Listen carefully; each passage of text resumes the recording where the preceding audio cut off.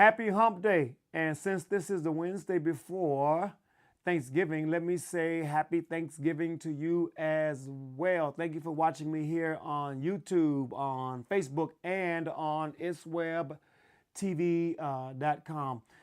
The added advantage of being on itswebtv.com is you can go back and watch previous episodes of Wind Down in the Word or any other speaker that's on that lineup. Their sessions, their sermons, their lectures are all on demand. So you can watch previous sessions of those. So I would advise you to go and be blessed. Tune into itswebtv.com, a fantastic website for all different formats of word. But since you are here with me today, Pastor Jay, on this festive week in which we get a chance to share a meal with someone, go out and hopefully you have done something to bless the less fortunate by giving to the various food drives. And also, biggest thing of all, the opportunity you're going to have to share with your family and your friends in your homes, man. That is so wonderful. Listen, if you don't have a place, if you're a church or if you're not a part of a church and you want to just come worship on Thanksgiving morning, we are having a worship service here at Christian Union on Thanksgiving morning, 1 hour worship service. We want you to be able to come down here, give God your Thanksgiving praise, testimony, and then we're going to have some word and let you get back home to your food and your family. But 1 hour here, Thanksgiving morning, that's at 10 o'clock. Christian Union, we are at 14361 Madeline Street on the east side of Detroit.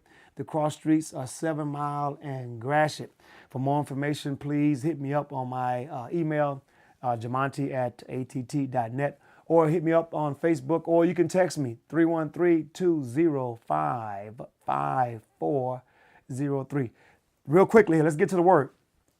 Today I want to talk about the attitude of gratitude.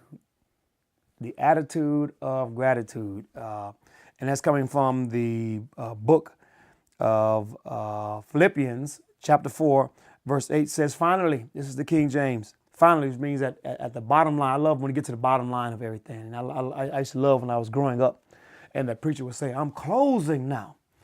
You know, he came down through 42 generations. You know, it means it's time to get to the main point. And here Paul is saying, finally, brethren, whatsoever things are true, whatsoever things are honest, whatsoever things are just, whatsoever things are pure, whatsoever things are lovely, whatsoever things are of good report, if there be any virtue and if there be any praise, think on these positive, optimistic, praiseworthy things. What's on your mind is affecting your attitude.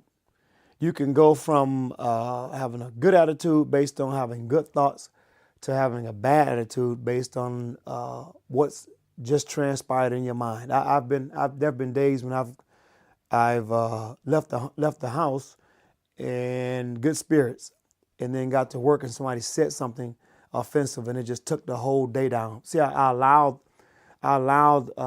what was said to me to affect what was already in me.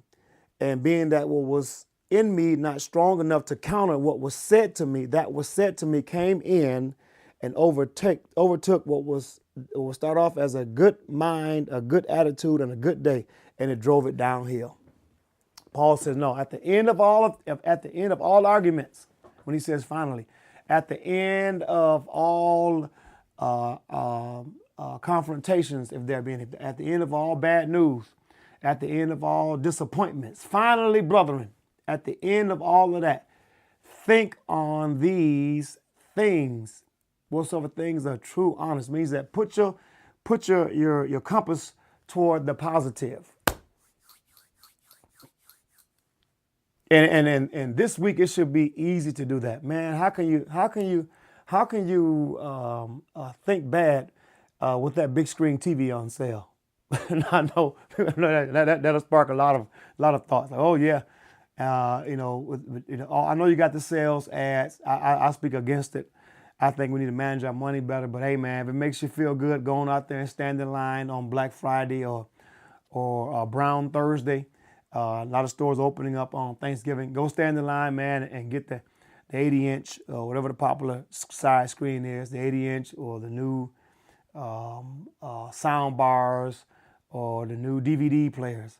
But here again, that's something positive to think on. And then on top of that, all of that good food that we're going to be sharing. Man, how can you be mean-spirited thinking about sweet potato pie?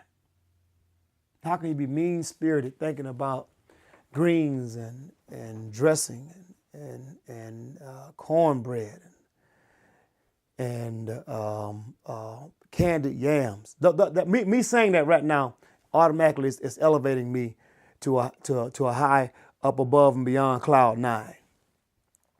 Think on those things. When have you something in your mind that you can get to when something comes and confronts you, when you're confronted in a situation and you find yourself after that situation, after that confrontation, just being really, really angry and really upset, or you get information, you find some things out that makes you really disappointed or even really hurt.